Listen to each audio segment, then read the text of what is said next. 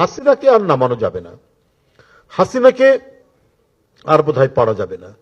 2018-এর নির্বাচনের পরে অনেকেই হতাশ হচ্ছিলেন, কিন্তু এই হতাশার কালো মেঘকে দূরীভূত করে দেশবাসী এবং দলকে একটি লক্ষ্যের দিকে এগিয়ে নিয়ে যাওয়ার জন্য যে অদম্য প্রচেষ্টা এবং প্রেরণা জাগিয়ে তুলেছিলেন, তিনি নিঃসন্দেহে আজকের এই অনুষ্ঠানের প্রধান অতিথি। এটা তো আর বিশেষ করে বাড়িয়ে আমি বলছি না আপনাদের সামনে। আমি শহীদ রাষ্ট্রপতি জিয়াউর রহমানের একটা দেখলাম, আরেকটা দেখেছি দেশনেত্রী বেগম খালেদা জিয়ার। এরশাদের সময় 9 বছর চলে আসছে, 7 বছর যায়, 8 বছর যায়, এরশাদের পতন হয় না, কিন্তু তার যে দৃঢ়তা আমরা দেখেছি যে না, এর পতন হবেই, এবং আপোষহীনভাবেই তিনি থেকেছেন। আমি বলতে দ্বিধা নাই যে আমাদের দলেরও অনেক সিনিয়র মানুষ তারাও ক্লান্ত হয়ে গিয়েছিলেন, কিন্তু তার এই দৃঢ়তার কারণে আমরা বিজয় পেয়েছি, এবং এই বিজয় পেয়েছি অত্যন্ত সম্মানের, অত্যন্ত গর্বের। কারণ যে তিনি বলেছেন আপোষহীন থাকতে, এই আপোষহীন থাকার বিজয়টা আমরা পেয়েছি। এই কারণেই আমরা সম্মানিত হয়েছি, বিশেষ করে বিএনপির নেতা কর্মীরা, তখন যারা আমরা ছাত্র রাজনীতি করতাম বা যে রাজনীতি করি না কেন বিএনপির সাথে সংশ্লিষ্ট, আমরা গর্বিত হয়েছি। আবার ঠিক এইবার যে হাসিনাকে আর নামানো যাবে না, হাসিনাকে আর বোধহয় পারা যাবে না।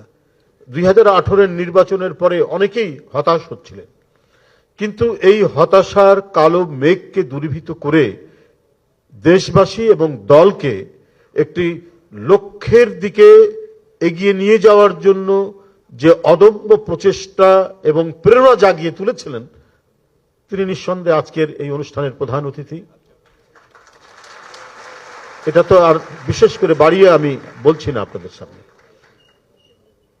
হতাশার সমস্ত গ্লানিকে দূরীভূত করে আজকের এই জায়গায় তিনি নিয়ে এসেছিলেন। সুতরাং জুলাই আগস্টের আন্দোলনের যে ভিত্তি, এর যে পটভূমি, এর যে শক্তি, এটা তিনি দান করেছিলেন তার নেতৃত্বের মধ্যে দিয়ে।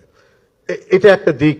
আমি যে দুটো দিকের কথা বলছিলাম সেটা আসছি। আরেকটা দিক হচ্ছে এই যে কর্মকাণ্ডগুলো করে গেছেন, এর মধ্যে যে তার যে দৃষ্টি, কে কোথায় আহত হচ্ছে, কে কোথায় মারা যাচ্ছে, আমরা দেশে থাকি, আমাদের কাছে হয়তো ওইরকম পরিসংখ্যান নেই, বা যতটুকু করছে এখানে হয়তো ভ্রান্তিও আছে, কিন্তু এর মধ্যে কাকে কখন তিনি কোথায় দায়িত্ব দিয়ে খোঁজ রাখছেন, সে চিটাগাংয়ে বা মহেশখালীর কোনো একটি এলাকায় ছাত্রদলের কোনো ছেলে ক্রস ফায়ারের শিকার হয়েছেন, বা চট্টগ্রামে অথবা ভুরুঙ্গামারীতে অথবা সাতক্ষীরায়, এটা খবর রেখে এই যে রুম্মনদের মতো আমাদের যারা অপেক্ষাকৃত তরুণ নেতৃত্বকে তিনি কাজে লাগিয়েছেন।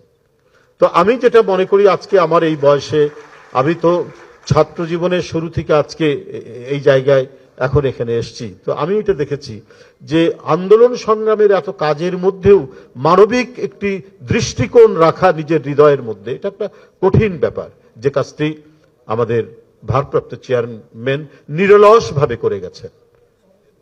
ক্রমাগতভাবে তিনি এই কাজটি করেছেন, যারই একটা ফলশ্রুতি হচ্ছে আমরা বিএনপি পরিবার।